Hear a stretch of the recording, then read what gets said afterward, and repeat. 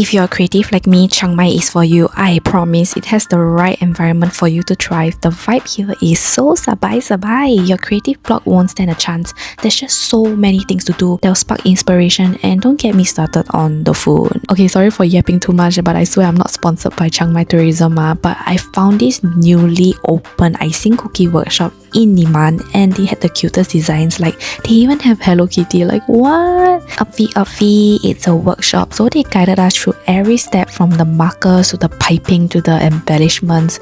For a girl that has zero icing experience, I definitely found it to be super beginner friendly. Oh, and if you're wondering, it's 389 baht for 10 cookies plus a drink, and all materials are provided. As I just said, I'm an unpaid ambassador, but I freaking love Thailand because there's so many workshops available, and they don't just market it as some ordinary basic BS. There's just something about how they kawaii-fy it and package it in a very tasteful way. Do y'all remember the Rainbow Fish storybook? This is me trying to recreate that in Fuwari style, and my friend is so damn cute. She did Patrick style with her star cookie. This was my tray, and this is my friend's. Hers is so cute, I wanted to steal it. At the end, they packed our cookies in little clear plastic bags so they won't smudge, and it comes with these cute boxes with ribbons. It's so cute.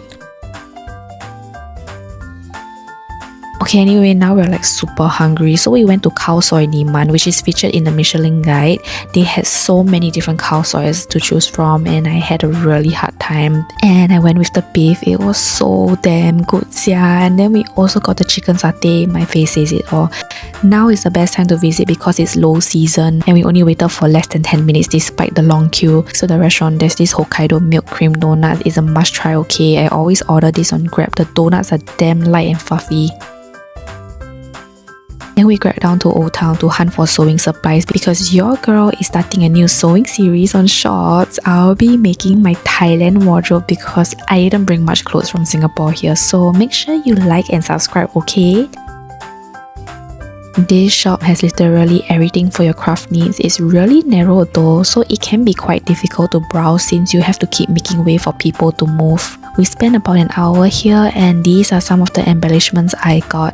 Hehe, I can't wait to show you guys what I'm making. My friend needed to get some fabric, so we crossed the road to the opposite side for this fabric shop.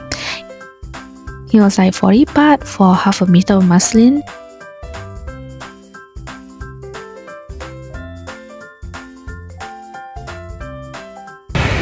Now I'm back at SBTYL. Done a vlog of this place before. Check out my thrifting video. They have updated lots of stuff since I last came a month ago.